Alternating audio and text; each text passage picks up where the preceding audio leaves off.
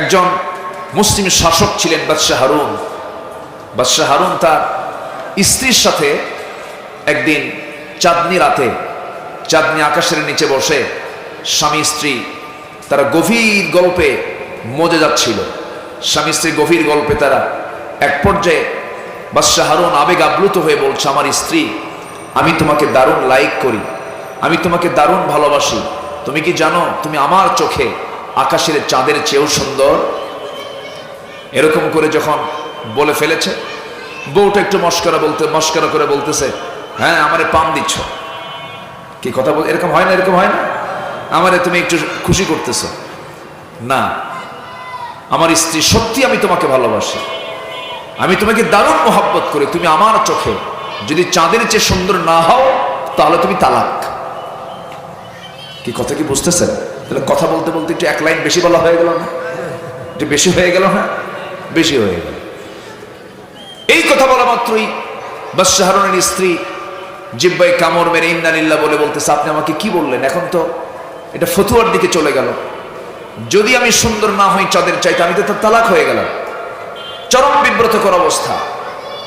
সাধারণ আলেম ওলামা তারা সবাই এটা রায় দিল যে না, এটা তো বাদশাহ হারুন ভুল বলে ফেলছে, জটিলতার দিকে চলে গেছে, তালাক হয়ে গেছে। চতুর্দিকে কথাটা যখন ছড়িয়ে পড়লো, চরম টেনশন সৃষ্টি হচ্ছে চতুর্দিকে, কি করা যায় এখন এই বিষয়টা নিয়ে। যুগশ্রেষ্ঠ একজন আলেম, সে আলেমের কানে যখন চলে গেল, তিনি দরবারে আসলেন, ফায়সালা সবার শুনলেন না। এই কথার আলোকে স্ত্রী তালাক হয়ে যায়। তিনি সঙ্গে সঙ্গে বললেন, আমি একটা ফায়সালা দিচ্ছি, তোমরা শুনে নাও। বউ তালাক হয় না, স্ত্রী তালাক হয় না। কেমন করে? সঙ্গে সঙ্গে তাদের সকলের সামনে সূরা ৩-এর সেই আয়াতটা সুন্দর করে তিনি পড়ছিলেন, লাকাদ খালাকানাল কমারা ফি আহসানি তাকওয়িম। মনে হয় ঠিক বলেছি, ঠিক বলছি আমি? বলেন কি হবে? কেউ তো কিছু কর না আপনারা, আমি মানুষ না, ভুল ধরতে হবে তো। ওই বড় আলেম দিন যখন লাকাদ খালাকনাল ইনসানার জায়গায় যখন লাকাদ খালাকনাল কমারা ফি আহসানি তাকওয়িম যখন বলেছেন, সমস্ত আলেমরা সামনে খেপে গিয়ে রেগে গিয়ে বলছে, এই তুমি তো কোরআনটা সহি করে পড়তে পারো না, ভুল বললা কেন? এবার তিনি জবাব দিয়ে বলছেন, আমার পড়া যদি ভুল হয় তোমাদের ফতোয়াও ভুল, তোমাদের ফতোয়াও ভুল, তোমরা ভুল ফতোয়া দিয়েছ, ভুল রায় দিয়েছ। আল্লাহ যদি মানুষকে সবচেয়ে সুন্দর না করতেন, এই আয়াতটা কখন আল্লাহ তাআলা দিতেন না।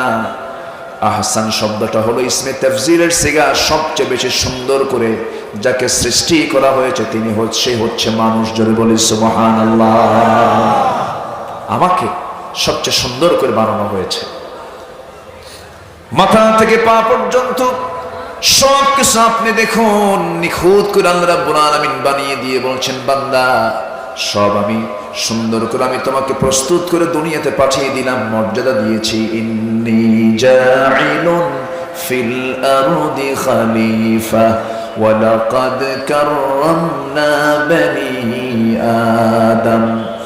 আমি আদম সন্তানকে সম্মান দিয়েছি।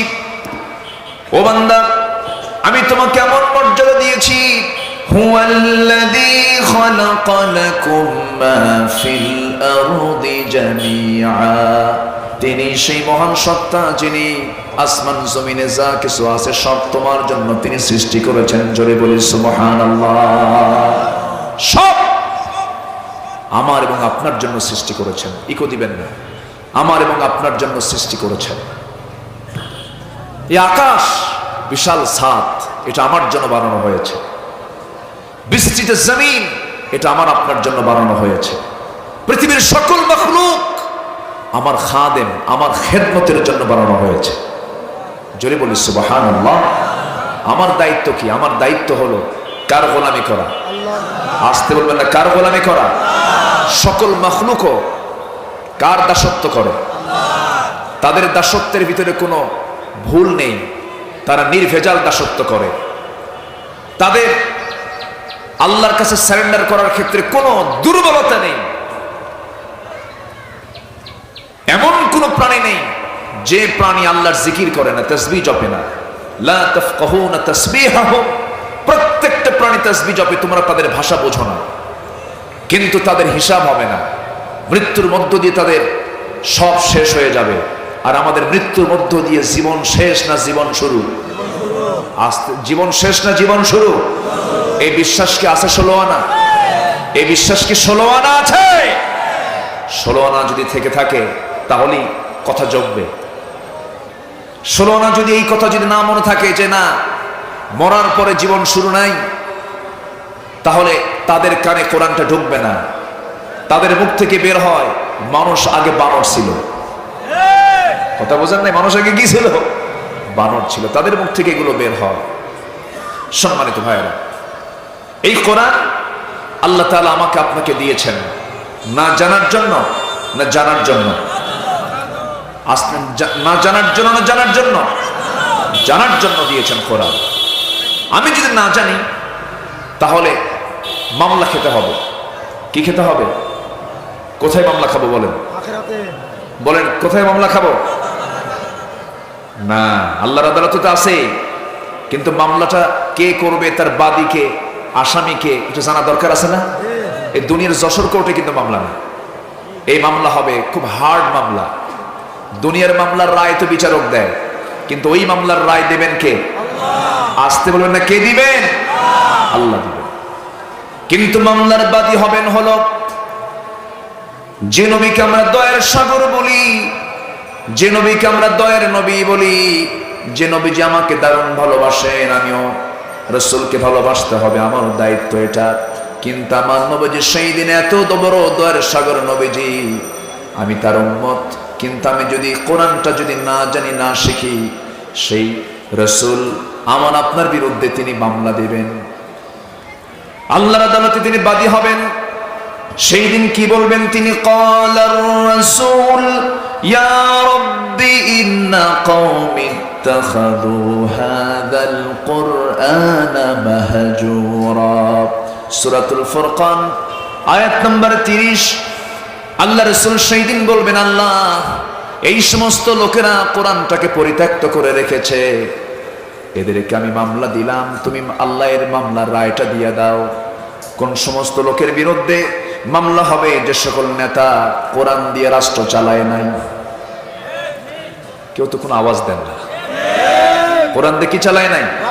রাষ্ট্র চালায় নাই। তাহলে নেতার কি বিপদ আছে না নাই? এখন তো নেতা হতে বেশি যোগ্যতা লাগে না।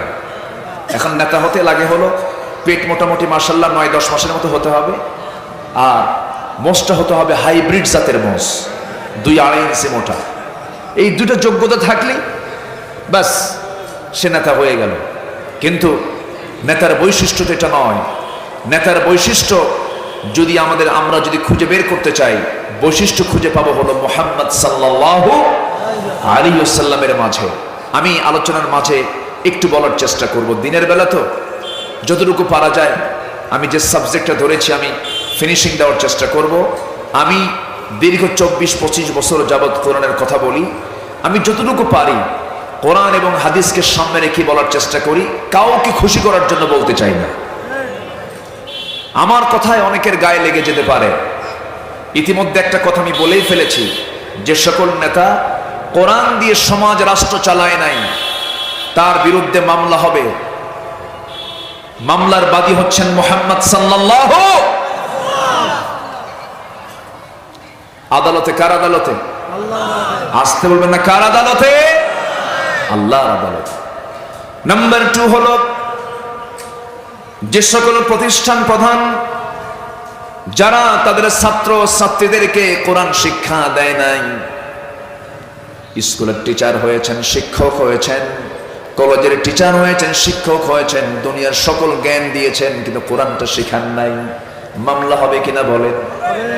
মামলা হয়ে যাবে। কারণ আপনার সামনে আপনি দায়িত্ব পেয়েছেন, সেই দায়িত্বটা আপনি পালন করেন নাই।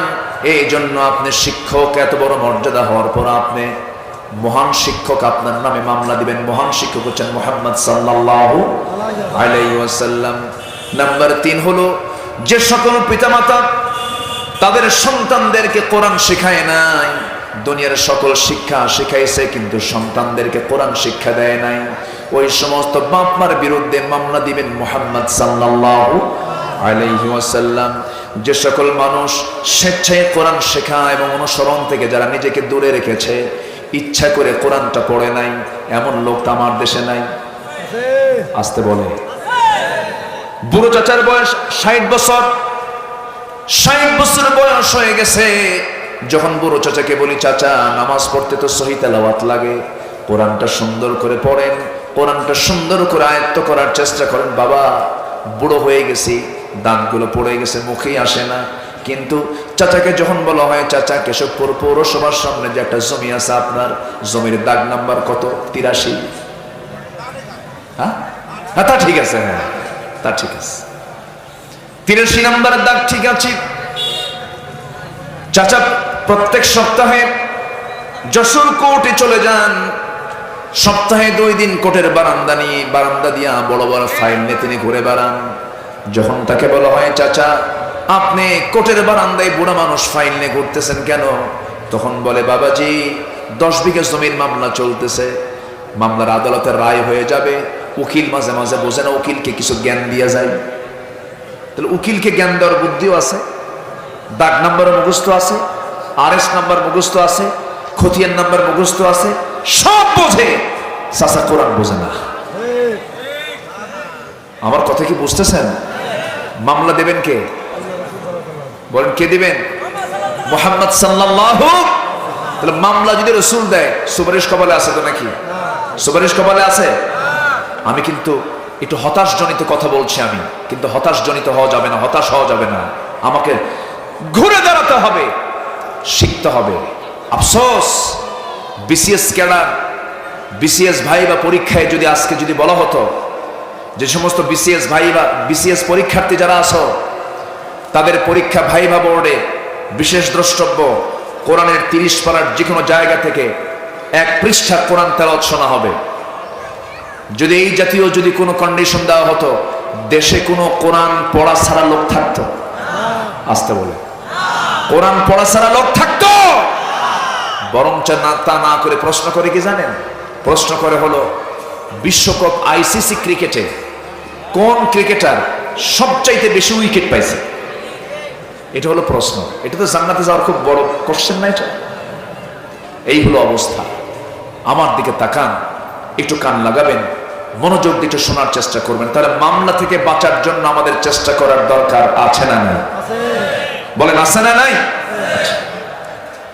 আবার আল্লাহ তাআলা আরেক জায়গায় বলছেন, যারা আমার জিকির থেকে, যারা আমার কোরআন থেকে যারা নিজেকে দূরে রাখবে, গুটিয়ে রাখবে, ওয়ামান আ'রাদা আন যিকরি ফাইন্না লাহু মাঈশাতান দানকা ওয়া নাহশুরুহু ইয়াওমাল কিয়ামাতি আ'মা ক্বালা রাব্বি লিমা হাশারতানি আ'মা ওয়া ক্বাদ কুনতু বাসীরা।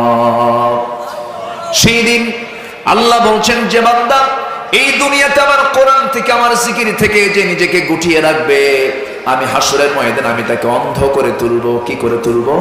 অন্ধ করে তুলবো। যার চোখ থাকবে না, সেদিন ওই বান্দা বলবে, আল্লাহ আজকে আমি অন্ধ কেন? আমার তো চোখ ছিল। আল্লাহ বলবেন, এই জন্য তুই আজকে অন্ধ হয়ে উঠছিস, কারণ আমি তোকে কোরআন দিয়েছিলাম, তুই কোরআনটা পড়িস নাই, তুই আমাকে ভুলে গিয়েছিস, এই জন্য আজকে আমি তোকে ভুলে গেলাম। আল্লাহ যদি ভুলে যান, আর কোন উপায় আছে? আসতে বলে আর কোন উপায় আছে? সব শেখার আগে আমরা কি শিখে নেব বলেন? কি শিখে নেব? ইমান আমার আছে না নাই এটা বোঝা যাবে কি পড়লে? কোরআন পড়লে। নিজের ইমানকে নিজে যাচাই করতে হবে, নিজেকে বুঝে শুনে ইমানকে ঠিকঠাক করে নিতে হবে। হিন্দু তার ব্রাহ্মণের কাছে গেলে তার হয়তোবা সবকিছু হয়ে যায়। সাধারণ খ্রিস্টান পাদ্রির কাছে গেলে সবকিছু হয়তোবা হয়ে যায়, পাদ্রি জানলে সব জানা হয়, ব্রাহ্মণ জানলে সব জানা হয়ে যায়। কিন্তু মুসলমানের ক্ষেত্রে তা নয়। মুসলমানের ইমানকে টিকে রাখার জন্য প্রত্যেক মুসলমানকে কোরআনের জ্ঞান জানার দরকার আছে না নয়? আছে। এটা জরুরি, এটা প্রয়োজন, আমরা শিখবো। জোরে বলি ইনশাআল্লাহ। একটা ছেলেকে দাস্তারবাদ্দি দেওয়া হলো না, কই ছেলেটা কোথায়? 30 পারা কোরআন সিনার মধ্যে তুলে নিয়েছে। বলেন আলহামদুলিল্লাহ, জোরে বলেন আলহামদুলিল্লাহ। আমার দেশের হাফেজরা গোটা পৃথিবীর হাফেজকে হারায় দেয়। গোটা পৃথিবীতে সবচেয়ে বেশি হাফেজ যে দেশ, সে দেশ কোন দেশ বলেন? বাংলাদেশ। একটা ছেলে বিশাল পুরস্কার ছিনিয়ে এনেছে, রাষ্ট্র তাকে রাষ্ট্রের সম্বর্ধনা দিয়েছে। এটা ভালো দিক, এটা প্রশংসার দিক। গভর্নমেন্ট একটা হাফেজের সম্মানের দিকে তাকিয়ে তাকে রাষ্ট্রীয় সম্বর্ধনা দিয়েছে, এটা ভালো দিক। কেন দেওয়া হলো? নাস্তিক পাড়ার কিছু নাস্তিকদের গায়ের চুলকানি শুরু হয়েছে। ওরা বলে এটা কেন করা হলো? হাফেজ হওয়া কি কোনো যোগ্যতা হলো? হাফেজ হওয়া নাকি কোনো যোগ্যতা না। 30 পারা কোরআন মুখস্থ করা নাকি কোনো যোগ্যতা না। তোর 14 গোষ্ঠী নিয়ে আয়, ঠিক কি না? এদেরকে থাপ্পড়ায় সোজা করা দরকার। এই বেয়াদব গোষ্ঠী আছে না নাই? আসতে বলবেন না, আছে না নাই? তসলিমা নাসরিন কয়েকদিন আগে সে তার স্ট্যাটাসে বলেছে, তোমাদের নবী মুহাম্মাদের মদিনার কবরে তার সমস্ত চামড়া মাটি, তার চামড়া, চোখ, গা পা সব গলে পচে গলে শেষ হয়ে গেছে তোমাদের মুহাম্মদ। যেরকম নাউযুবিল্লাহ। এই জাতীয় কথাগুলো বলা হয়। ওই তসলিমার প্রেতাত্মারাই হাফেজদের মূল্যায়ন নিয়ে প্রশ্ন তোলে, ঠিক কিনা? এই ঘাপটি মারা কিছু বদমাইশদের মোকাবেলা করার দরকার আছে না নাই? যে ইমানদার এই সমস্ত জালিম মুনাফিক ফাসিকদের মোকাবেলায় সচেষ্ট হয় না, তার ঈমান এখন আনা হয় নাই। ওই জালিমদের মোকাবেলা করতে গিয়ে সবাই রাজি আছেন? একটু রাজি আছেন কার একটা হাত উঁচু করে দেখেন না ভাই।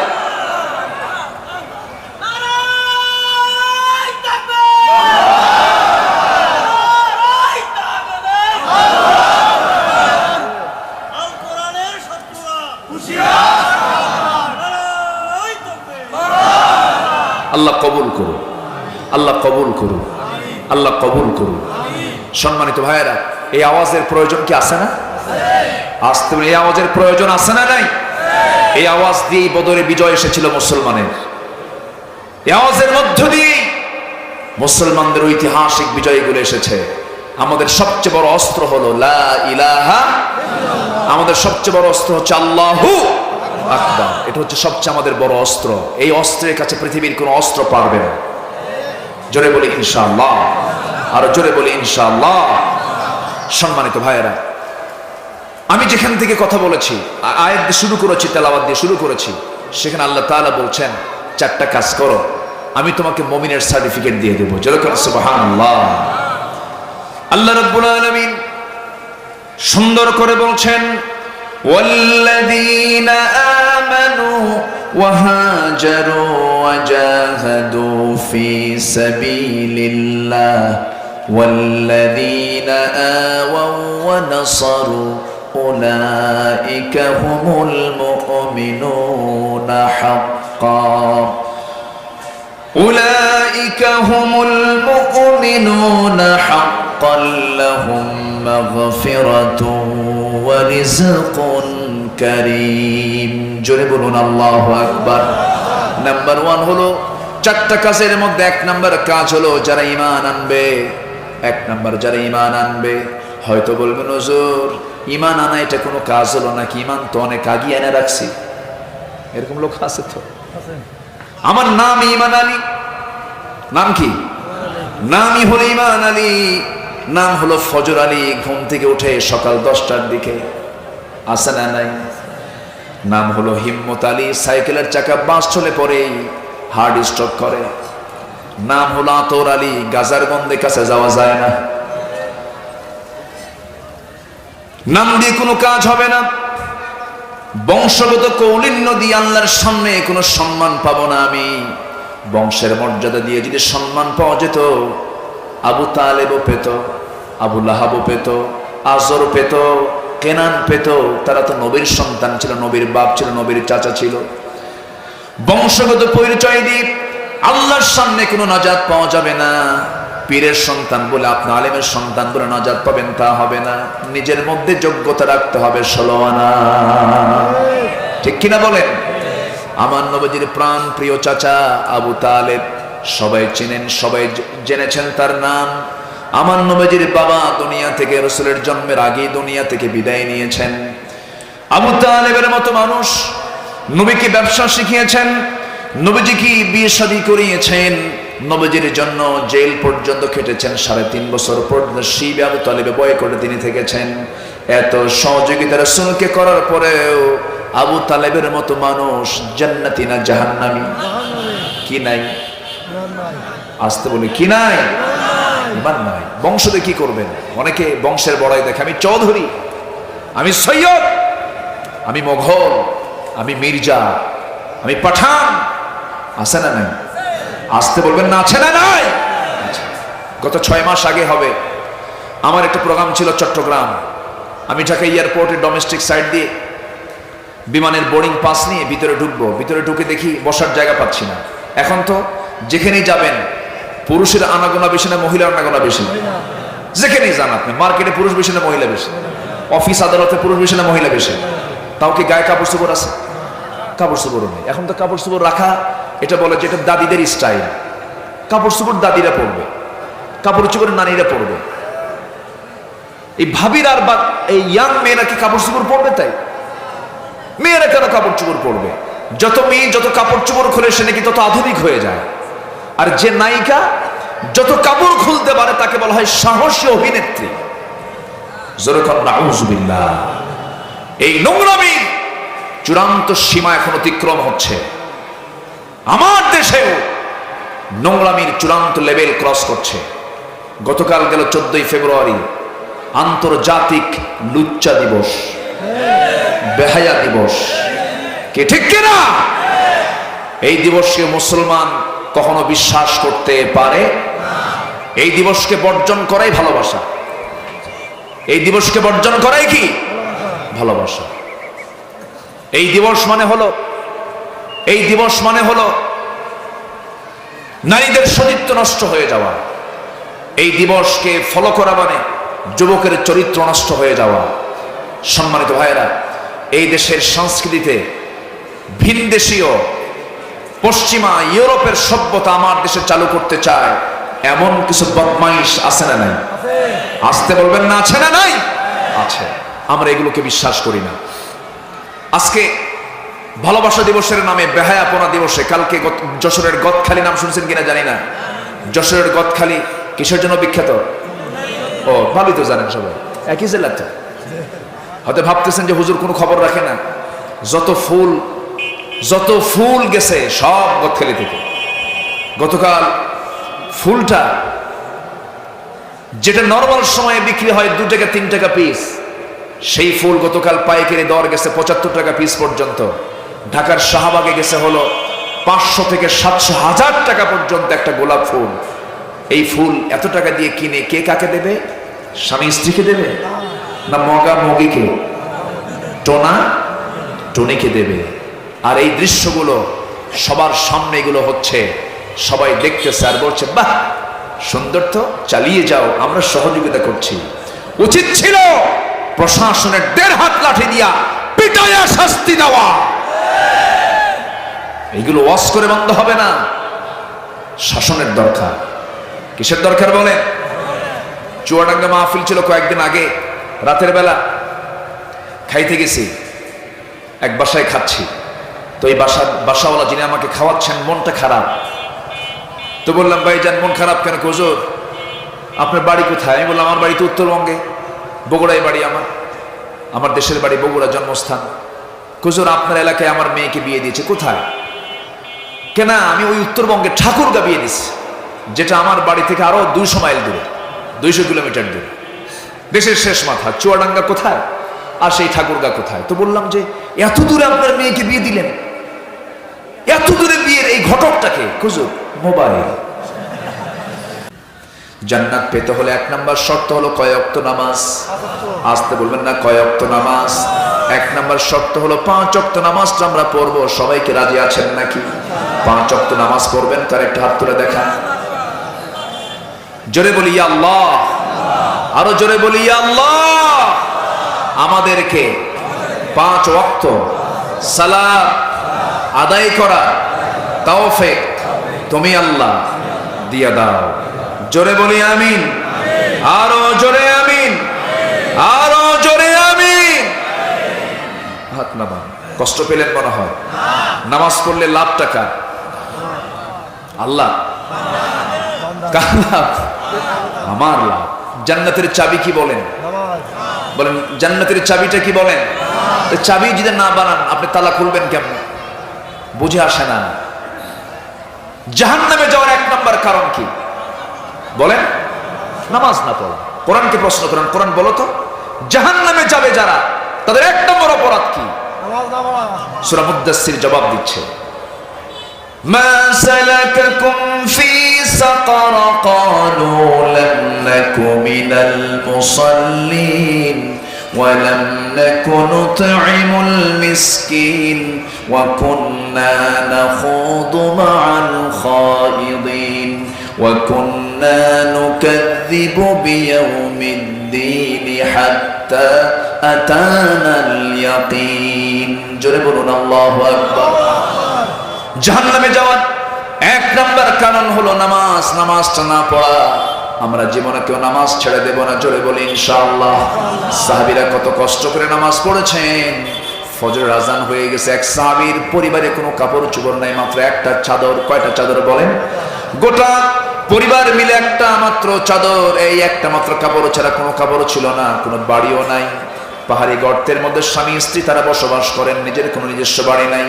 ওই সময় পাহাড়ি গর্ত থেকে ওই স্বামী চাদরটা মুড়ে কোনো মতো সতরটা থেকে মসজিদে এসে নামাজ পড়ে যেতেন নবীর পিছনে। কিন্তু তিনি নামাজটা পড়তেন, ফরজ নামাজ পড়ি দেরি করতেন না। ফরজ নামাজ পড়ি দেরি না করি সেই সাহাবী করতেন কি, সেই জায়গা থেকে মুসাল্লা থেকে তাড়াহুড়ো করে দৌড়ে চলে যেতেন।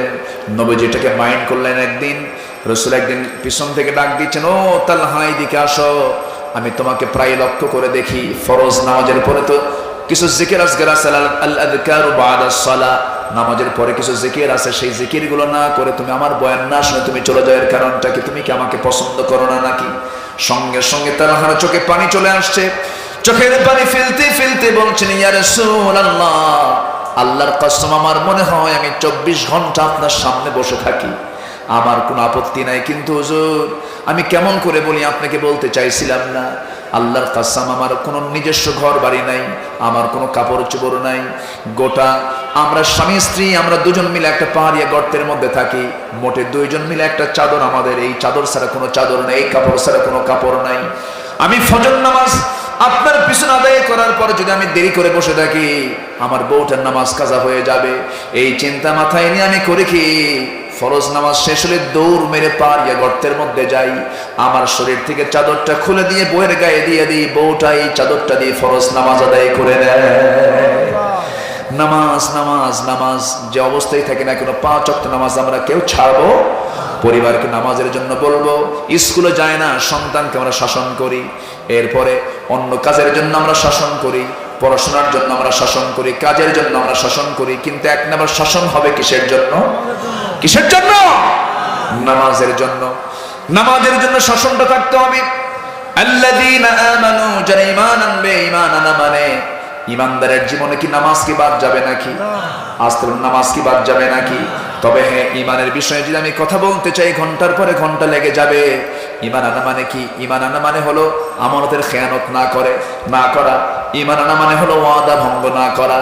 আমার দেশে এমন বহু হাজি আছে, বহু মুরব্বী আছে যারা মেয়ের অংশটুকু মরার আগ দিয়ে জীবদ্দশায় মেয়ের অংশটুকু ছেলের নামে দলিল করে দিয়ে যায়। আছে নাকি? আছে আছে। তুমি নামাজি নামাজ পড়ো, তুমি ট্রিপল হাজি হজ করে আসছো, এমন কোন দিন নাই আমার টেবিলে এই জাতীয় প্রশ্ন আসে না। আমার টেবিলে প্রশ্ন আসে, প্রত্যেক মাহফিলে আসে, হুজুর আমার বাপ, আমি তার মেয়ে, আমার সম্পত্তি তার জীবদ্দশায় তার ছেলে শুধু না, তার ছেলের ঘরের নাতির নামে দলিল করে দিয়ে গেছে।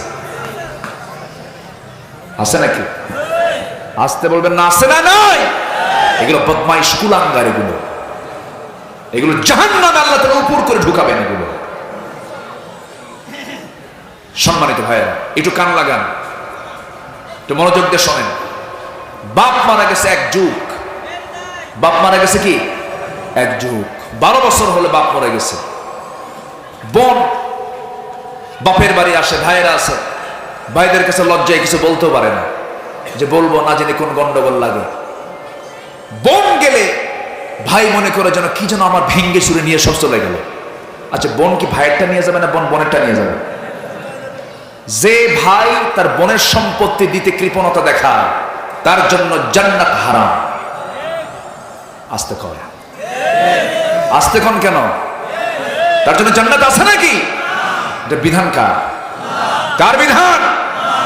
আমার মায়ের আজকে খুব খুশি, হুজুর ভালো কিরকম, কিছু ভাই বসে আছে ওই জায়গায় নাকি? রাগ করতেছেন আপনারা? আপনি রাগ করলে আমার কিছু করার নাই, আমার কিচ্ছু করার নেই, কারণ আপনাকে সতর্ক করে দেওয়ার দায়িত্ব আমার। আপনি জান্নাত থেকে মাহরুম হবেন, আমি কেন এই কাজ, আমি এই কথা কেন বলতে যাব?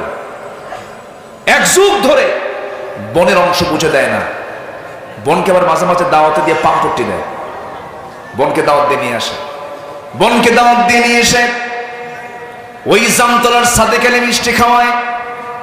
কে আছে নাকি? দামি দামি বাজার করে নিয়া গরুর গোশত, মুরগির গোশত সব সুন্দর করে রান্না বান্না করে খাওয়ায়, বছরে 2-3 বার করে বোনকে দাওয়াত দেয়। কিন্তু এইদিকে 12 বছর ধরে বোনের জমিতে ধান লাগায়, ধানগুলো নিজের গোলায় ভরা আছে না নাই? সে কি খাওয়ায় না বোনেরটাই বোন খায়? কি কথা কি বুঝতেছেন আপনি? ভাই এক পর্যায়ে আস্তে করে পাশে বসায় নিয়ে বলে, বোন আমার শোনো, তোমার বিয়ে শাদী হয়ে গেছে, বাপটা মরে গেছে, 1 যুগ হলে তুমি আমাদের থেকে কিছু অংশ পাও, তুমি বোন হিসেবে তুমি কিছু অংশ পাও, তবে একটা কথা বলি, কি অংশ নিলে কিন্তু ধ্বংস হয়। দেখছেন এটা কি ওয়াজ না শয়তান থেকে আসা কথা? বলেন এটা কি আল্লাহর ওয়াজ না শয়তানের ওয়াজ? কার ওয়াজ? ও যদি 14 বার হজ করে, হজ কি কবুল হবে?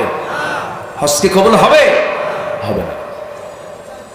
আমার ভাইয়েরা, কোন হক নষ্ট করা যাবে না। বান্দার হক নষ্ট করলে পরে আপনি জান্নাত পাবেন না। কোন হক লঙ্ঘিত, কোন গুনাহ আল্লাহ তাআলা মাফ করবেন না। আল্লাহ তাআলা বলছেন, ওয়া'বুদুল্লাহা ওয়া লা তুশরিকু বিহি শাইআন ওয়া বিল ওয়ালিদাইনি ইহসানা ওয়া বিযিল কুরবা ওয়াল ইয়াতামা ওয়াল মাসাকিন। জোরে বলুন আল্লাহু আকবার। তোমরা আল্লাহর হক আদায় করো, পিতামাতার হক আদায় করো। মুরব্বী যাচ্ছেন কেন? সমস্যা কি? আপনার কি বিরক্ত হচ্ছেন? ভালো করে বিরক্ত হচ্ছেন আপনারা? আলোচনা চালিয়ে যাব। যে উঠবে ভাববো ওটাই বোনের সম্পত্তি মেরে খেয়েছে। কি জায়গা মতো দিলাম, কিন্তু বসেন। এলাকায় কি সুদের কারবার আছে? হ্যাঁ, উঠবেন না এখন, উঠলে কিন্তু ভাববো ওটা সুদ খা। বসেন। ফাঁকি দিয়া জান্নাত নেব? অসম্ভব। হক নষ্ট করে জান্নাত পাওয়া যাবে না। ওয়াদা ভঙ্গ করা যাবে না, প্রমিস নষ্ট করা যাবে না। একজন জমির দাম করেছে, সেই জমির দামের উপর আরেকজন দাম করতে পারবে না। এগুলো হক লঙ্ঘন। এরকম বদমাইশ কিছু আছে না নাই? বলেন আছে না নাই? আছে। চুক্তি হয়ে গেছে, কেনা বেচা হয়ে গেছে, ডিড হয়ে গেছে, লিখিত হয়ে গেছে, সেই লেখাকে মানে না, ওর ঈমান না। আছে না নাই? ইদা তাদায়ানতুম বিদাইনিন ইলা আজালিন মুসাম্মান ফাকতুবুহ। সব কথা কোরআনে আছে না নাই? আছে। রাসূলকে বলা হলো মাতা সাআ ইয়া রাসূলুল্লাহ, হে রাসূল আপনি বলুন কিয়ামত কখন হবে? রাসূল বলেন ইদা উদিআতিল আমানা, যখন আমানতদারিতা নষ্ট হয়ে যাবে, যখন আমানত থাকবে না, তখন কিয়ামত সন্নিকটে চলে আসবে। আজকে বাবার হাতে মেয়ের সম্পদ নিরাপত্তায় থাকে না। বাবা মেয়ের সম্পত্তি জীবদ্দশায় ছেলেদের নামে লিখে দিয়ে যায়। ওটা বাপ নয়, বাপ নামের কলঙ্ক ওগুলো। আমি সারা জীবন হক কথাই বলি। অনেকে মন খারাপ করতে পারে, আমার কিচ্ছু করার নেই, কারণ জাহান্নাম থেকে বাঁচার দরকার আমাদের সবার আছে না নাই? আসতে বলবেন না, আছে না নাই? আচ্ছা, জাহান্নাম থেকে বাঁচতে হবে, ইমানটা কি জিনিস দেখেন, ইমান যদি আপনি বাস্তবভাবে যদি জানতে চান, সাহাবীদের জীবনের দিকে তাকাতে হবে। আবু বকরের দিকে তাকান, ওমরের দিকে তাকান, ওসমানের দিকে তাকান, আলীর দিকে তাকান। এই সমস্ত লোকদের ইমানটা কত মজবুত ছিল দেখেন। সাইয়েদনা ওমর ফারুকের মতো মানুষ, এত বড় একজন শাসক ছিলেন, 40টা রাষ্ট্রের তিনি রাষ্ট্রপ্রধান ছিলেন, 40টা রাষ্ট্র তিনি একাই পরিচালনা করেছেন। কি তারা রাষ্ট্রের দায়িত্ব পালন করেছেন? একটু মনোযোগ দিয়ে শুনবেন ইমান কাকে বলে। রাষ্ট্রের পক্ষ থেকে তিনি 1 বোতল মধু পেয়েছিলেন। 1 বোতল মধুটা নিয়ে তার দায়িত্ব হলো মধুগুলোকে নিয়ে নিজেও তিনি নেবেন, প্রতিবেশীর মাঝে সমান ভাগে ভাগ করে দিবেন। 1 বোতল মধু নিয়ে এসে তিনি বউয়ের হাতে দিয়ে বলছেন, বউ আমার, এই মধুটা সুন্দর করে সমান ভাগে ভাগ করে সবার ঘরে ঘরে দিয়ে আসো। 1 মিনিট যেতে না যেতেই বউয়ের হাত থেকে মধুর বোতলটা নিয়ে বলছেন, তোমাকে ভাগ করতে আমি দেব না। বলেন তো, বউ কি খুশি হওয়ার কথা না বেজার হওয়ার কথা? বেজার হয়ে গেল, মনটা খারাপ করে ফেললো। কিন্তু মন খারাপ করলে হবে কি? সাইয়েদনা ওমর ফারুক তার হাত থেকে বোতলটা নিয়ে করলেন কি, এক প্রতিবেশীর হাতে দিয়ে এসে বললেন, ও প্রতিবেশী, সুন্দর করে সমান ভাগে ভাগ করে আমার যে অংশটা তুমি আমার কাছে দিয়ে আসবে, সবাইকে সমান করে দিয়ে আসবে। ওমর ফারুকের হাতে যখন তার অংশটুকু মধুটা নিয়ে তিনি যখন হাতে নিয়েছেন, বউটাকে আস্তে করে ডাক দিয়ে মুস্কি হাসি মেরে বলছেন, আমার স্ত্রী, আল্লাহর কসম করে বলে আমি তোমাকে সন্দেহ করি না, আমি তোমাকে ভালোবাসি, আমি তোমাকে মহাব্বত করি, তুমি আমার সন্তানদের মা, তোমাকে সম্মান করে মা হিসাবে আমার সন্তানদের মা, তুমি তোমাকে সম্মান দেওয়া, মর্যাদা দেওয়া আমার দায়িত্ব, কারণ আমি রাষ্ট্র চালাই, তুমি আমার পরিবার চালাও। আমি তোমাকে কোনো কৃপণতার জন্য তোমার হাত থেকে আমি মধুর বোতল টান দেই নাই, তোমাকে সন্দেহ করে তোমার হাত থেকে মধুর বোতল টান দেই নাই। মধুর বোতল টান দেওয়ার কারণ হলো, মধু যে তুমি ভাগ করতে যাবে, মধু হলো তরল জিনিস। এই মধু, তরল মধুটা যখন তুমি ভাগ করতে যাবে, কিছু মধু 2 ফোঁটা হোক 3 ফোঁটা হোক তোমার হাতের মধ্যে চলে আসবে। তোমার হাতে যখন লেগে থাকবে, অন্তত এই 2-3 ফোঁটা মধু যে তোমার হাতে বেশি চলে আসলো, এটার হিসাব কিয়ামতের দিন আমি কেমন করে দেবো, এই চিন্তা মাথায় নিয়ে ভাবতেছি। মধুরটা ভাগের দায়িত্ব আমরা না নিয়ে এই দায়িত্ব আমরা দেব অন্য কাউকে। জোরে কারণ সুবহানাল্লাহ। এটার নাম ইমান, এটার নাম কি বলেন? ইমান। রাষ্ট্রের পক্ষ থেকে কিছু আপেল আসছে। কি আসছে? আপেল। রাষ্ট্রের আপেল সামনে পড়ে আছে, বিশাল স্তূপ পড়ে আছে। সেই আপেল থেকে ওমর ফারুকের ছেলে, ছোট্ট ছেলে, সে আপেল থেকে একটা আপেল নিয়ে মুখের মধ্যে তুলে নিয়েছে। ওমর ফারুক রাদিয়াল্লাহু আনহু করলেন কি, মুখের মধ্যে হাত ঢুকায়া দিলেন। হাত ঢুকায়া দিয়ে জোর করে আপেলটা বের করে আপেলের জায়গায় রেখে দিলেন। ছেলেটা চিৎকার মেরে মেরে দৌড়ে মার কাছে গিয়ে বলছে, মা শোনো, আব্বা আমার মুখ থেকে আপেলটা সব টান দিয়ে খুলে নিয়ে জায়গায় থুয়ে দিচ্ছে, আমাকে আপেল খেতে দিল না। স্ত্রী বলছেন, আমার স্বামী ওমর ফারুক রাদিয়াল্লাহু তাআলা আনহু ছোট্ট মানুষ, বুঝে নাই আপেল থেকে অনেকগুলো আপেল সেখানে পড়ে আছে, একটা আপেল মুখের মধ্যে নিয়েছে, আমরাও তো অংশে পাবো কিছু আপেল। সেখান থেকে একটা আপেল না হয় কম নিতাম। সন্তানকে কান্দানোর কি দরকার ছিল, কাঁদানোর কি প্রয়োজন ছিল? সঙ্গে সঙ্গে ওমর ফারুক বলছেন, আমার স্ত্রী, তুমি কি এই বিষয়টা স্পষ্ট যে আপেলটা আমার সন্তান মুখের মধ্যে নিয়েছে, সে আপেলটা আমাদের ভাগে আসবে, তুমি কি নিশ্চিত নাকি না? ওই আপেল যেহেতু আমাদের ভাগ্যে আসবে কিনা নিশ্চিত নয়, অতএব আমি কেন আপেলটা গিয়ে ভাগ করে আমার সন্তানের মুখে উঠায় দেব? আমি এটা চাই না, কারণ দুনিয়াটা আমার জন্য হিসাব করে চলতে হবে। দুনিয়াটা আমার হিসাব ঠিক, আমার ইমান ঠিক, আমার জান্নাতও ঠিক। জোরে বলেন সুবহানাল্লাহ। ইমানটা কাকে বলে? সাহাবায়ে কেরাম বুঝাইয়া দিয়েছেন, সবকিছু তারা বাস্তবে রূপ দিয়ে দিয়েছেন। খলিফা ওমরের জীবন থেকে যখন কথাগুলো বলতেছে, তার শাসন আমলটা ছিল বেশি সময় না, অল্প সময়, কিন্তু ওমরের শাসন আমল ইতিহাস হয়ে থাকবে কিয়ামত পর্যন্ত। তার শাসনটা ছিল সবচেয়ে ন্যায় শাসন ছিল। তিনি একজন গভর্নর করে, একজন ব্যক্তিকে হিমসের গভর্নর করে একজনকে পাঠায়া দিলেন, হিমস নামক প্রদেশে পাঠায়া দিলেন। তার নাম হলো সাঈদ বিন আবি রাদিয়াল্লাহু তাআলা আনহু। 6 মাস দায়িত্ব পালন করলেন। জনগণ এসে ওমর ফারুকের সামনে তার বিরুদ্ধে রিপোর্ট দিয়ে গেল, এই শাসক হবে না, এই গভর্নর হবে না, এই গভর্নরকে সরাইয়া দেন। তার মধ্যে আমরা বেশ কিছু দোষ খুঁজে পাচ্ছি। ওমর ফারুক বললেন, কি কি দোষ আমাকে না বললে তো আমি কিছুই করতে পারবো না। 4টা অভিযোগ তার বিরুদ্ধে জমা হলো। নাম্বার 1 হলো সাঈদ বিন আমির প্রত্যেকদিন অফিসে আসে না, একদিন সপ্তাহে সে আসে না।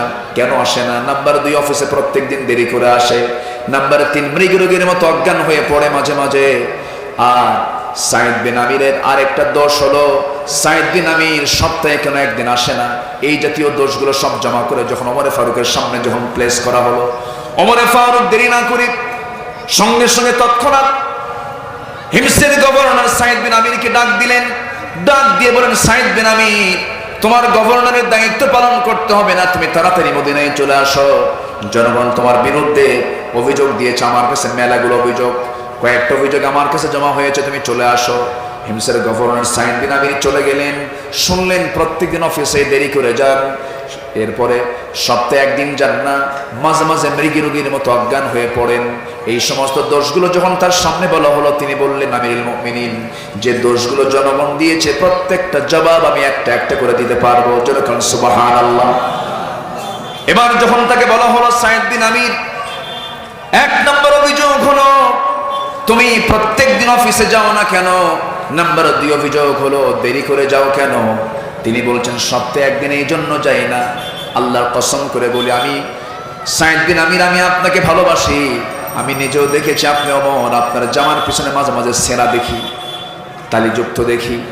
আপনি বিশ্বাস করবেন কিনা, আমি সাইদ বিন আমির যে জুব্বাটা পরে আছি, এই জুব্বা ছাড়া বিকল্প কোনো জুব্বা আমার বাড়িতে আর নাই। 7 দিনের ভিতরে 6 দিন সকাল থেকে সন্ধ্যা পর্যন্ত আমি জনগণের ডিউটি পালন করতে গিয়া আমার কাপড়গুলো ময়লা হয়ে যায়। এই কাপড়টা যখন ময়লা হয়ে গেল, শুক্রবার সকালের দিকে আমি চিন্তা করি, জুমার দিন শ্রেষ্ঠ দিন, পরিষ্কার পরিচ্ছন্ন কাপড় পরে জুমার নামাজ পড়া উচিত। আমি কাপড়টা ধুতে যাই, এটা শুকাতে দেরি হয় বলে আমার শুক্রবারটা যাওয়া হয় না। ওমরে ফারুকের চক্ষু বেয়ে টপ টপ করে পানি পড়ছে, ওমরে ফারুক কাঁদতেছেন। নাম্বার 2 হলো দেরি করে যাও কেন? ওমরে ফারুক বলছেন, তুমি কেন দেরি করে যাও? সাইদ বিন আমির বলছেন, সাইয়েদনা ওমরে ফারুক, দেরি করে আমি যেতে চাই না, কিন্তু আমার পরিবারের সদস্যের সংখ্যা অনেক, আমার সন্তান, ছেলে মেয়ে অনেক সন্তান, আমার একটা মাত্র স্ত্রী, আমার কোনো কাজের মানুষ নাই। এই সন্তানগুলোর কাপড় চোপড় ধোয়া থেকে শুরু করে রান্না বান্না আমার স্ত্রী একা হিমশিম খেয়ে যায়। এই জন্য আমি নিজে সন্তানদের কাপড় চোপড় ধোয়া, পরিবারের কিছু কাজকর্ম সম্পাদন করতে আমার দেরি হয়ে যায়, এই জন্য আমি অফিসে যেতে দেরি করি। ওমরে ফারুক চোখের পানি ফেলে ফেলে কাঁদতেছেন। নাম্বার 3, মৃগী রোগীর মতো অজ্ঞান হয়ে তুমি কেন মাঝে মাঝে অফিসে পড়ে থাকো? এই কথা শোনার সঙ্গে সঙ্গে সাইদ বিন আমির বলছেন, ভাই ওমর, আমার অজ্ঞান হওয়ার পিছনে কারণ হলো আমার অসুস্থতা নয়। একটা কথা আমি বারবার মনে করি, প্রত্যেকটা দিন একজন ভাইয়ের কথা মনে হয়। কোন ভাইয়ের কথা মনে হয়? যে খোবাইবকে মদিনা থেকে মক্কার কুরাইশ তাকে ধরে এনে জেলখানায় রেখেছিল। জেলখানায় রেখে আমরা তাকে দিন থেকে দূরে রাখার জন্য চেষ্টা করেছি। শেষ পর্যন্ত খোবাইব দিনের উপর অবিচল ছিল, ইমানটার উপর অবিচল ছিল, ইমানটা সেই টিকে রেখেছিল। আমরা সিদ্ধান্ত নিয়ে তাকে দুনিয়া থেকে হত্যার পরিকল্পনা করেছি। আবু জেহেল তার বিরুদ্ধে রায় দিয়ে দিয়েছিল। তার 2টা হাত 2টা পা শক্ত করে বেঁধে দিয়া শুলে চড়ায় যখন আমরা তাকে রেখেছিলাম, সেই সময় আমি দেখেছি খোবাবের কি মজবুত ইমান। আমি সেই সময় কুফরি হালতে ছিলাম, আমি তখন কাফের ছিলাম। আমার চোখের সামনে খোবাবকে বেঁধে দিয়া কাফের মুশরিকরা নেজা তরবারি দিয়া বুক দিয়ে ঢুকায় পিঠ দিয়ে বের করে দিয়েছে, হাত কেটে নিয়েছে, পা কেটে নিয়েছে। ওই রক্তাক্ত দৃশ্য যখন আমি দেখি, আমি চোখের সামনে দেখেছি, প্রতিবাদ করি নাই। আমাকে তখন আসামি মনে হয়। এই চিন্তা আমি যখন মাথায় নেই, আমি তখন সেন্সলেস হয়ে জমিনে পড়ে থাকি। ওমরে ফারুক কাঁদতে কাঁদতে সাইদ বিন আমিরকে বুকের সঙ্গে জড়িয়ে ধরে বলছেন, সাইদ রে, আমি তোমাকে ভুল বুঝেছিলাম। হিমসের গভর্নরের দায়িত্ব আর কেউ পালন করবে না, আমি থাকা পর্যন্ত তোমার দায়িত্ব হিমসে, তোমাকে দায়িত্ব পালন করতে হবে। জোরে বলেন সুবহানাল্লাহ। এটার নাম ইমান। এটার নাম কি বলেন? এটার নাম কি বলেন? ইমান। আল্লাহ তাআলা বলছেন, ওয়াল্লাযীনা আমানু ওয়া হাজারু ওয়া জাহাদু ফি সাবিলিল্লাহ ওয়াল্লাযীনা আওয়াউ ওয়া নাসারু উলাইকা হুমুল মুমিনুনা হাক্কান লাহুম মাগফিরাতুন ওয়া আজরুন ওয়া রিজকুন কারীম। জোরে বলুন আল্লাহু আকবার। নাম্বার 2 হলো হিজরত করা। নাম্বার 2 কি? হিজরত করা। নবীজি মক্কার বাসিন্দা, হিজরত করেছেন কোথায়? হিজরত করেছেন কোথায়? এখানে হিজরত করেছেন মদিনায়। মানে এখানে হিজরত মানে হলো দেশ ত্যাগ করা। কি ত্যাগ করা? দেশ ত্যাগ করা। এটা একটা হিজরতের পরিভাষা। আবার হিজরত মানে হলো স্যাক্রিফাইস করা। হিজরত মানে হলো নিজেকে বিসর্জন দেওয়া, হারাম কাজকে বর্জন করা, হারাম পন্থাকে বর্জন করা, এটাও হিজরত। নাম্বার 3 হলো ওয়াজাহাদু ফি সাবিলিল্লাহ, আল্লাহর রাস্তায় যারা জিহাদ করবে। আমাদের সমাজে বহু লোক আছে ইমানের মেহনতে ব্যস্ত আছে, কিন্তু জিহাদের মেহনত নাই। আসতে বলবেন না, আছে না নাই? জিহাদের দরকার আছে না নাই? সন্ত্রাস ইসলামে নেই, জঙ্গিবাদ ইসলামে নেই, কিন্তু জিহাদ ইসলামে আছে না নাই? জিহাদ ইসলামে আছে না নাই?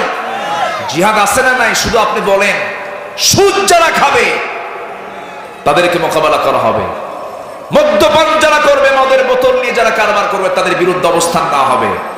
জিহাদ করবেন কার সাথে? আপনাকে চেনার দরকার নেই, ও আপনাকে চিনে নেবে। কি কথা কি বুঝতেছেন?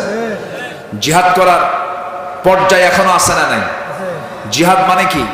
সকল প্রকার অন্যায়ের বিরুদ্ধে প্রতিবাদী হয়ে সামনে দাঁড়িয়ে যাওয়া, এটা একটা জিহাদ। আল্লাহ তুমি আমাদের এই জিহাদি তামান্না সবার মধ্যে জাগ্রত করে দাও। যে ঈমান অন্যায়ের বিরুদ্ধে প্রতিবাদ করতে জানে না, যে ঈমান হারামকে হারাম বলতে জানে না, হালালকে হালাল বলতে জানে না, তার ঈমান আনা হয় নাই। নতুন করে ঈমান আনতে হবে মুসলমান। সম্মানিত ভাইয়েরা, এই 3টা কাজ যারা করবে, আল্লাহ তাআলা বলছেন ওয়াল্লাযীনা আমানু ওয়া নাসারু, এবং যারা জিহাদ করবে এবং জিহাদ যারা করে তাদেরকে যারা সাহায্য করবে, আল্লাহ বলছেন এরাই হচ্ছে প্রকৃত মুমিন। জোরে বলুন সুবহানাল্লাহ। এই প্রকৃত মুমিনের সার্টিফিকেট আল্লাহ তাআলা দিয়ে বলছেন তাদের জন্য 2টা পুরস্কার আছে। 1 নম্বর হলো তাদের জন্য আছে একদম সাধারণ ক্ষমা। জোরে বলুন সুবহানাল্লাহ। কি ক্ষমা? বলেন কি ক্ষমা? সাধারণ ক্ষমা। এই ছেলেরা, মাদ্রাসার ছাত্ররা কোথায় চলে যাচ্ছ? শিক্ষকদের সিগন্যাল পেয়ে গেছে, তাই না? ওরা আমার কথা আর শুনবে না, ওরা শিক্ষকের সিগন্যাল পাইছে, কিয়ামত হলেও ওরা আর থাকবে না, দৌড় মারতেছে। এটা হচ্ছে মাদ্রাসার আদব। মাদ্রাসার কি এটা? আদব। কলেজে কি আদব আছে? কলেজের ছাত্র শিক্ষককে, মাদ্রাসায় শিক্ষক ছাত্রকে মানে না, ছাত্র শিক্ষককে মারে, শিক্ষক ছাত্রকে শাসন করে। আর কলেজে কি করে? ছাত্র শিক্ষককে মারে, মারে মারে কয় স্যার সোজা হন, ঠিক হন। কারণ ওই জায়গায় সব শিক্ষা আছে, কিন্তু কি নাই? আসতে বলবেন না, কি নাই? কোরআন নাই। বাচ্চারা চলে যাচ্ছে, আজান হয়েছে বহু আগে, আমি জানি কষ্ট হচ্ছে আপনাদের, আমি আর সময় ক্ষেপণ করব না। আমাকে যে টাইম দেওয়া হয়েছে সেই টাইমের মধ্যে আমি শেষ করছি। আসসালামু আলাইকুম ওয়া রাহমাতুল্লাহি ওয়া বারাকাতুহু। আসসালামু আলাইকুম ওয়া রাহমাতুল্লাহি ওয়া বারাকাতুহু। إن الحمد لله الأكرم الذي خلق الإنسان وكرمه وعلمه من البيان ما لم يعلم فسبحان الذي لا يحصى امتنانه باللسان ولا بالقلم نشهد أن لا إله إلا الله وحده لا شريك له ونشهد أن سيدنا وحبيبنا ومولانا محمدا عبده ورسوله الذي أرسله بالحق بشيرا ونذيرا وداعيا إلى الله بإذنه وسراجا منيرا فقد قال الله تعالى في كلامه المجيد وفرقانه الحميد أعوذ بالله من الشيطان الرجيم بسم الله الرحمن الرحيم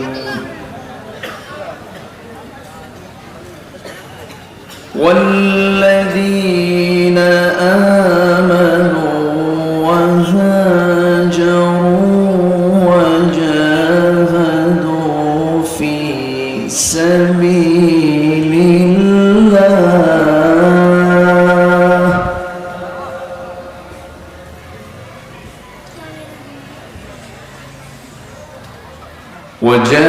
وجاهدوا في سبيل الله والذين آووا ونصروا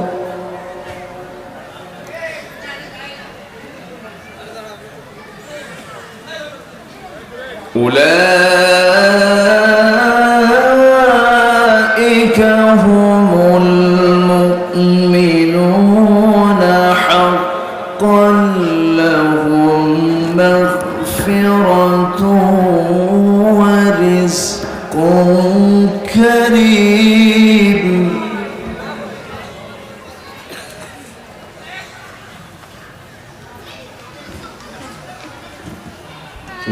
والذين آمنوا من بعد وهاجروا وجاهدوا معكم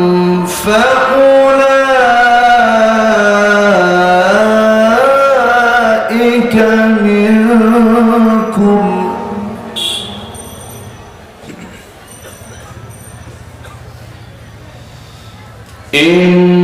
إن الله بكل شيء عليم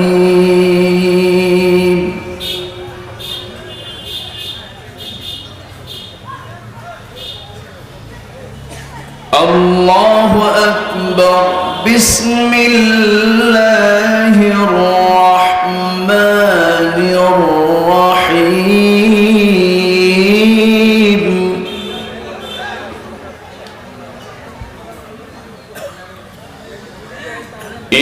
إن الله وملائكته يصلون على النبي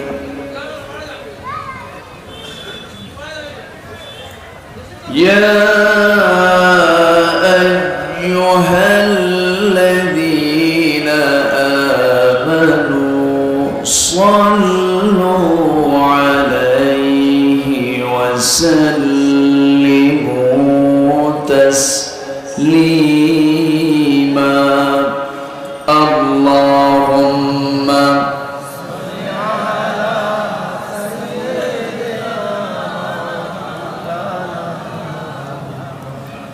وعلى آله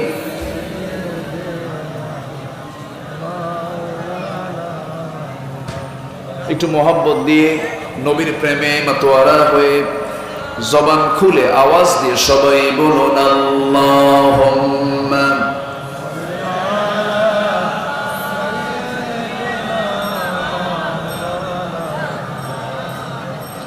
وعلى آل سيدنا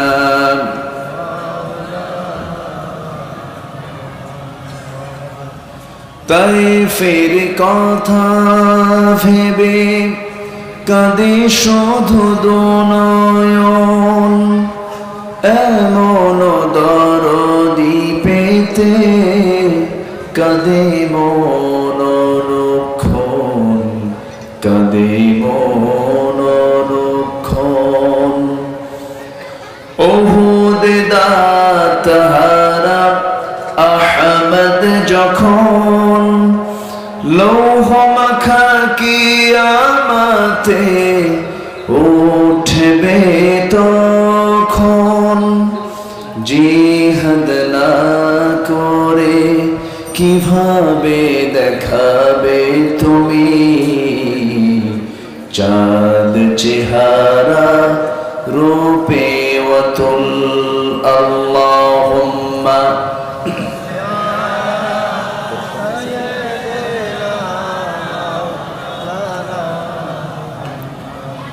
وعلى آل سيدنا সবাই বলুন বালাগাল উলা বিকামালিহি কাশাফাত তুজা বিজামালিহি حسنت جميع خصاله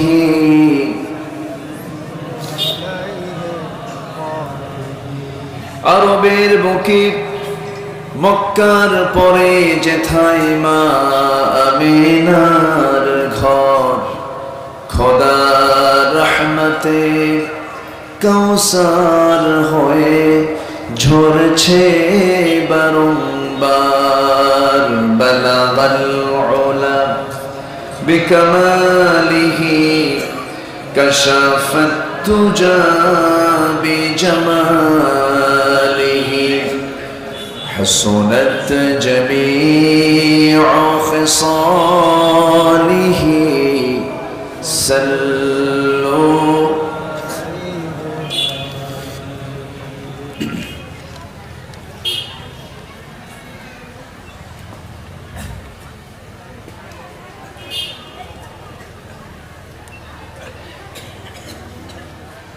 খুলনা অঞ্চলের যশোর জেলার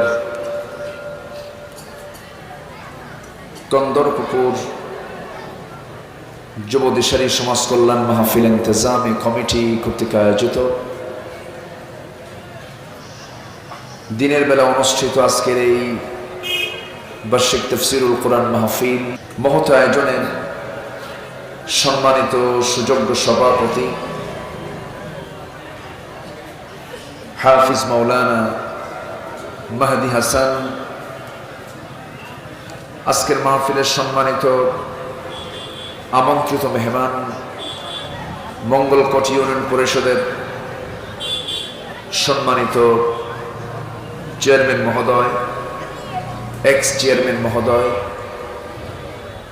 আমার পূর্বে কথা বলেছেন নন্দিত আলেমে দ্বীন, তরুণ ওয়েস, আমান, অনুজ, মুহতারাম মাওলানা এসএম তৌহিদুল ইসলাম হাফিজাহুল্লাহ, উপস্থিত হযরত উলামায়ে কেরাম, ফদলা ইসলাম, সুশীল সমাজ, জাতির শ্রেষ্ঠ সন্তান, শিক্ষক মণ্ডলী, সামনে উপস্থিত দূরে কাছে বিভিন্ন স্থান থেকে ছুটে আসা কালেমার ঝান্ডাবাহী, তৌহিদের পতাকাবাহী, দ্বীন ইসলামের নর শারদুল বীর মুজাহিদ, প্রাণ প্রিয় সম্মানিত দ্বীনী ভাইরা, আড়ালে বসে আছেন শ্রদ্ধেয়া সম্মানিতা মা বোনেরা। আলোচনার সূচনায় আনুষ্ঠানিকতার মধ্য দিয়ে আমার পক্ষ থেকে আবারও দিল খোলা সালাম, আসসালামু আলাইকুম ওয়া রাহমাতুল্লাহি ওয়া বারাকাতুহু। সবাই কেমন আছেন?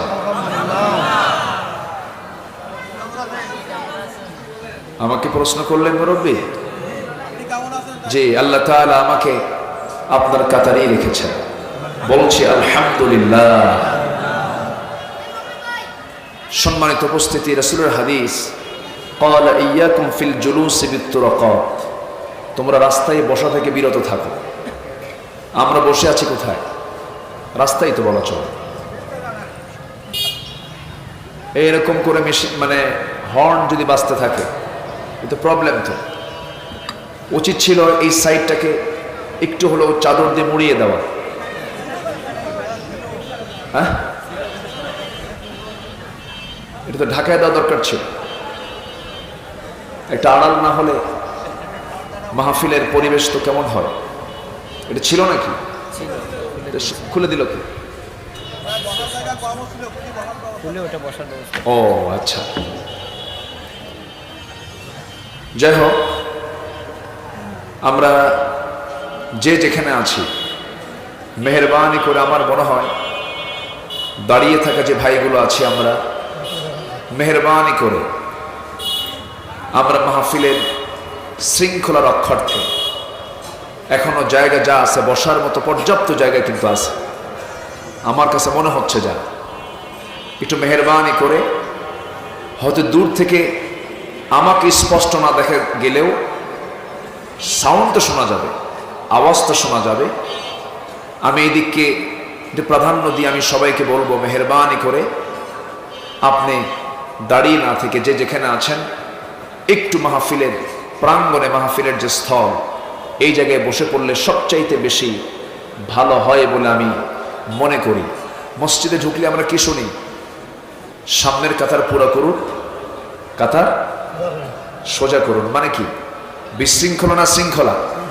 শৃঙ্খলা। সেই নামাজের শিক্ষা মাহফিলে নিয়ে আসার দরকার আছে না নেই?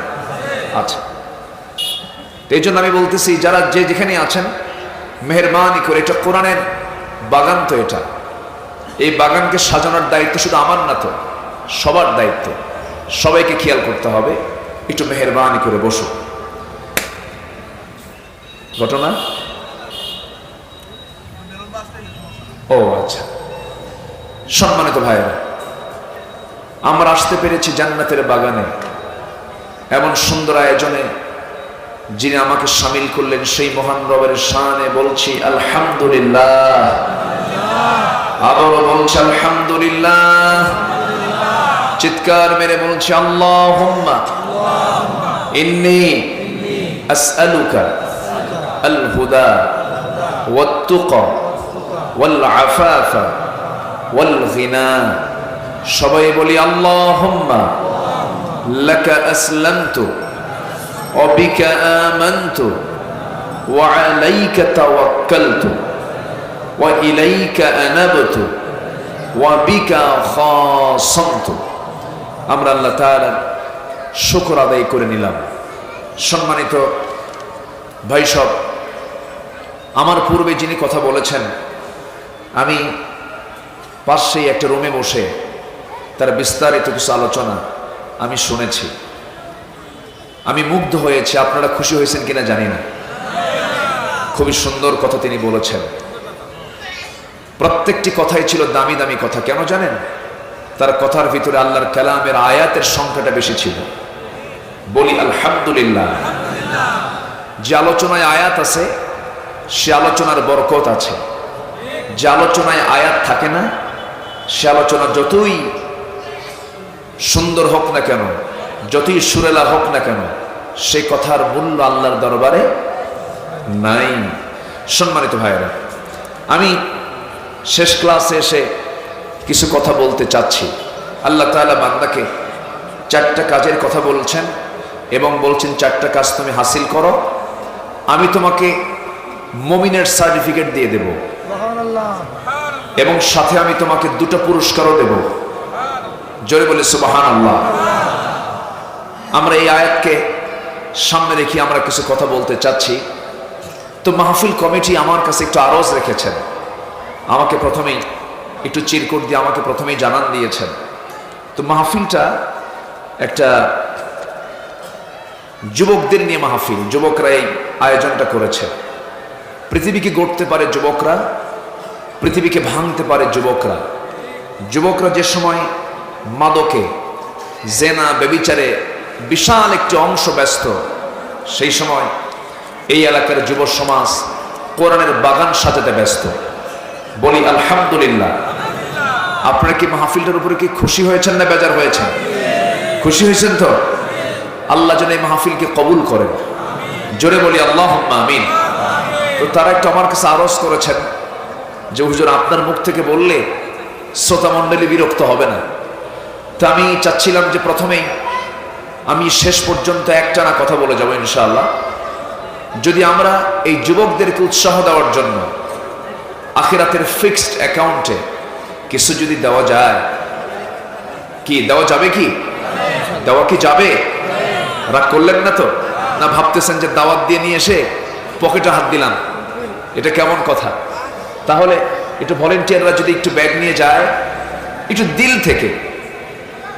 দিল থেকে ভাবতে হবে যে এই দানের বদৌলতে আল্লাহ তাআলা আমাকে জান্নাত দিতে পারে। এই মানসিকতা নিয়ে আমরা দেব। জোরে বলি ইনশাআল্লাহ। জি, আমার মা বোন, আমি শুনেছি আজকের মাহফিলে পুরুষের চাইতে মা বোনদের অংশগ্রহণ আরো বেশি। আলহামদুলিল্লাহ বলেন। তারাও কম বেশি যে যা পারি আমরা দেব। আখিরাতের ফিক্সড অ্যাকাউন্ট জমা হবে। দুনিয়ার অ্যাকাউন্টে ছেলে মেয়ে নাতিপুতিরা এসে দখল করবে। আর আজকের যে অ্যাকাউন্ট আপনি জমা দিবেন, এটা আখিরাতের অ্যাকাউন্টটা আপনার নামই থেকে যাবে। শুধু কিয়ামতের দিন হাসরের ময়দানে শুধু আপনার অ্যাকাউন্ট থেকে আপনি তুলে আল্লাহর সামনে হাজির করে বলবেন, আল্লাহ তোমাকে খুশি করার জন্য তোমাকে দিছিলাম, আমাকে তুমি কি দিবা? আল্লাহ কি আমাকে খারাপ কিছু দিতে পারেন? একটু মেহেরবানি করে আমরা সবাই 2 থেকে 3 মিনিটের ভিতরে ব্যাগ চলে গেছে, যে যা পারে আমরা দেব। জিকির করে সুবহানাল্লাহ।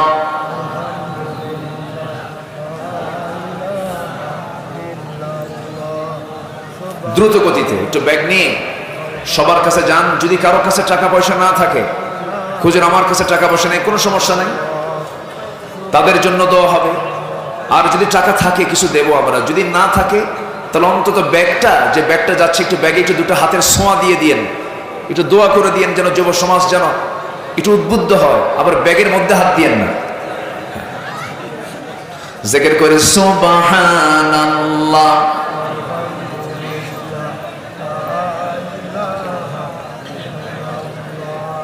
বাচ্চা কি করে?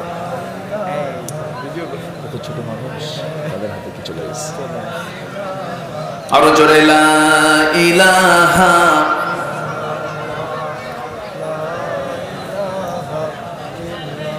আরো জোরে লা ইলাহা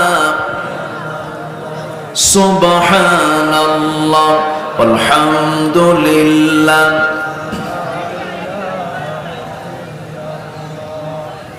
আমি কথা বলতে মানা করেছি, কিন্তু আমরা আল্লাহর নামটা নেব দ্রুত গতিতে। যারা ভলেন্টিয়ার, আমার কাছে খুব স্লো মনে হচ্ছে, সবার কাছে চলে যান না, আমরা তো আলোচনা করব।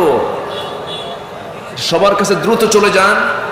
যদি এই সময়টাই যদি চলে যায় তাহলে কেমন হলো? জিকির করে সুবহানাল্লাহ আলহামদুলিল্লাহ।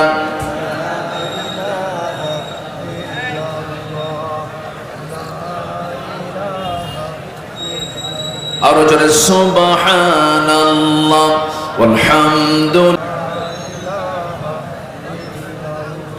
আরো জোরে সুবহানাল্লাহ আলহামদুলিল্লাহ। আরো জোরে লা ইলাহা সুবহানাল্লাহ আলহামদুলিল্লাহ লা ইলাহা। আরো জোরে লা ইলাহা সুবহানাল্লাহ আলহামদুলিল্লাহ। আরো জোরে লা ইলাহা সুবহানাল্লাহ আলহামদুলিল্লাহ।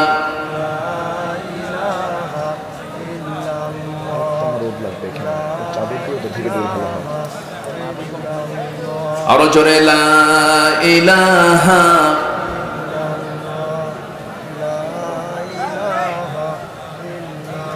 আরো জোরে সুবহানাল্লাহ। আমরা দিলটা খুলে যে যা পারি দেব। আর যদি দেওয়া হয়ে থাকে, কাইন্ডলি ভলেন্টিয়ার যারা আছেন, হ্যাঁ, ব্যাগগুলো আমানত মনে করে, সকলের স্বতঃস্ফূর্ত দান, এটাকে বরকত মনে করে, এটা কোষাধ্যক্ষের হাতে, সংশ্লিষ্ট কর্তৃপক্ষের হাতে আমানত মনে করে জমা দিয়ে দিন। আবার পিছন দিয়ে দৌড় মারেন না। হ্যাঁ, যে আসুন আমরা এখন আলোচনার দিকে চলে যাচ্ছি ধীরে ধীরে।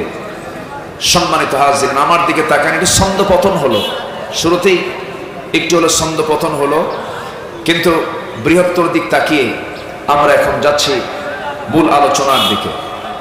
সম্মানিত ভাইয়েরা, আমার দিকে তাকান। আমার মনে হয় এখানে কথা বললে তো আমি কথা বলতে পারবো না, এই জায়গায় তো থাকলে হবে না। একটু দূরে যান, একটু দূরে যান, তাই না? জি, মাহফিলকে মাহফিলের সৌন্দর্যের জায়গায় রাখার সুযোগ দিন। সম্মানিত হাজিরিন, আমার দিকে একটু তাকান। সবার জন্য দোয়া করি, যার ক্ষুদ্র দান, আল্লাহ যেন সকলের এই দানগুলোকে সাইয়্যিদানা আবু বকর রাদিয়াল্লাহু আনহুর দানের সঙ্গে যেন আল্লাহ তাআলা কবুল করে নেন। জোরে বলি আল্লাহুম্মা আমিন। সম্মানিত ভাইসব, আমি সূরা আনফালের শেষ 2টি আয়াত আমি তেলাওয়াত করেছি। সূরা আনফাল থেকে শেষের দিকের 2টি আয়াত আমি তেলাওয়াত করেছি, এই দুটি আয়াতকে সামনে রেখে আমরা কথা বলতে চাচ্ছি। আল্লাহ তাআলা কাজ চাচ্ছেন 4টা, আর সার্টিফিকেট দিচ্ছেন মমিনের, সে প্রকৃত মমিন, এবং পুরস্কার দিচ্ছেন 2টা। বলি আলহামদুলিল্লাহ। আমরা একটা একটা করে আজকে শুনবো। সময় যা আছে, আমার মনে হয় জান্নাতে যাওয়ার যে সমস্ত আমলগুলো আছে, যতটুকু সময় আছে আমল যদি করি যথেষ্ট সময় আছে। বলি আলহামদুলিল্লাহ। জি সম্মানিত ভাইয়েরা, জি সূর্যের কিরণটা আমার দিকে গড়াচ্ছিল, এই জন্য কর্তৃপক্ষ ওই দিকে এই কাজটা করে দিয়েছে। আল্লাহ তুমি তাদেরকে জাযায়ে খায়র দিয়ে দাও, জোরে বলি আমিন। জি সম্মানিত উপস্থিতি, আমরা এই পৃথিবীতে এসেছি, আল্লাহ তাআলা আমাকে আপনাকে পাঠিয়েছেন সৃষ্টির সাধারণ করে না সেরা করে? বলেন সাধারণ না সেরা? সৃষ্টির সেরা করে আল্লাহ তাআলা আমাকে আপনাকে এই দুনিয়াতে পাঠিয়েছেন। আল্লাহ তাআলা এই দুনিয়াতে শক্তিশালী আমার চেয়ে বহু প্রাণী আল্লাহ তাআলা এই পৃথিবীতে সৃষ্টি করেছেন। হাতি শক্তির দিক থেকে আমার চেয়ে আপনার চাইতে দুর্বল না শক্তিশালী?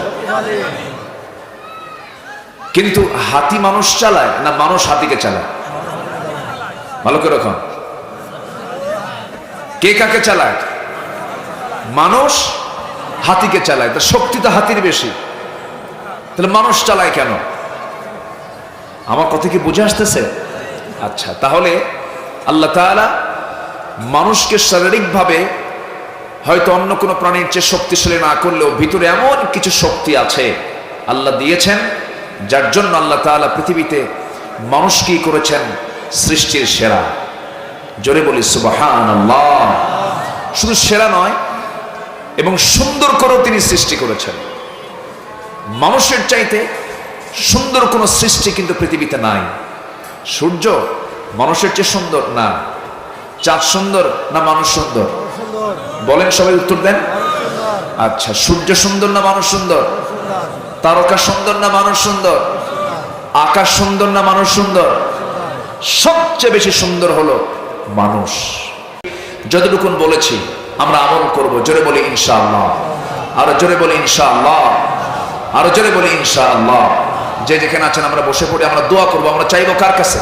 আল্লাহর কাছে। সবাই বলি সুবহানাকাল্লাহুম্মা ওয়া বিহামদিকা আশহাদু আল্লা ইলাহা ইল্লা আনতা আস্তাগফিরুকা ওয়া আতুবু ইলাইকা।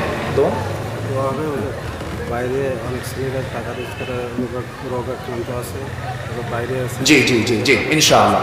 অনেক প্রবাসী ভাইয়েরা অর্থ দিয়েছেন, অনেক অসুস্থ আছেন, সবার জন্য আমরা খাস করে দোয়া করবো। আমরা চাইবো কার কাছে বলুন তো? আমরা কার কাছে চাইবো আমরা? হ্যাঁ জি। আর যদি কেউ দিতে চান, নতুন করে যারা আসছেন দেন নাই, তারাও দিতে পারবেন।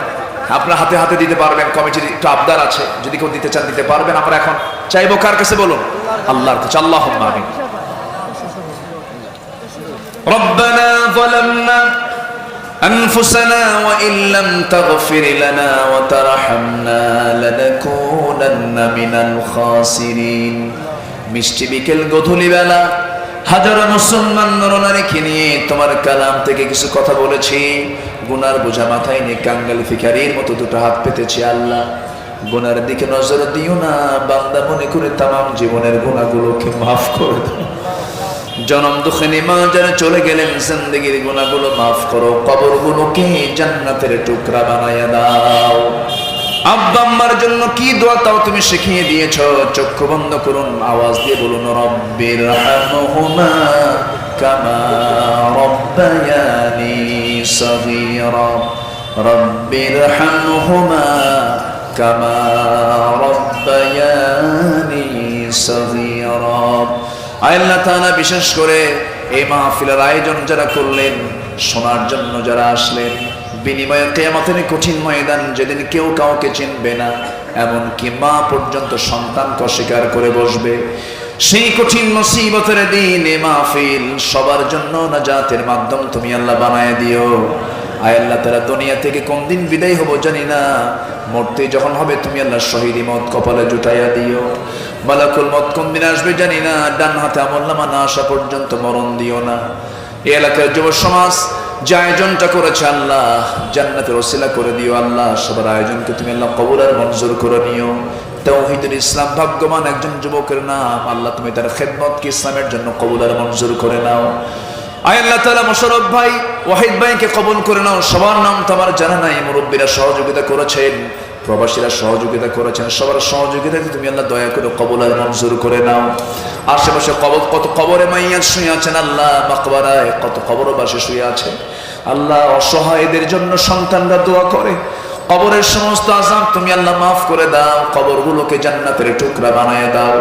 দুনিয়া থেকে কোন দিন বিদায় হব জানি না, ডান হাতে আমলনামা না আসা পর্যন্ত আমাদের কাউকে মরণ দিবা না। দুনিয়া থেকে কোন দিন বিদায় হব জানি না, মূর্তি যখন হবে শহীদ মত কপালে জুটাইয়া দিও। তবে যেদিন মরে যাবো রে, টান মেরে ঘর থেকে বের করে দেবে, জীবনের শেষ গোসলটা হয়ে যাবে, মরা মুখ সব দেখে দেখে চলে যাবো, এই যে বিদায় দিয়ে দেবে, আর কোনোদিন কেউ খোঁজ নিতে যাবে না। সেই মরণের সময় যখন চলে আসবে রে, জবানের সবার জারি করে দিও কারো যে কালিমা তাইয়্যিবা লা ইলাহা ইল্লাল্লাহু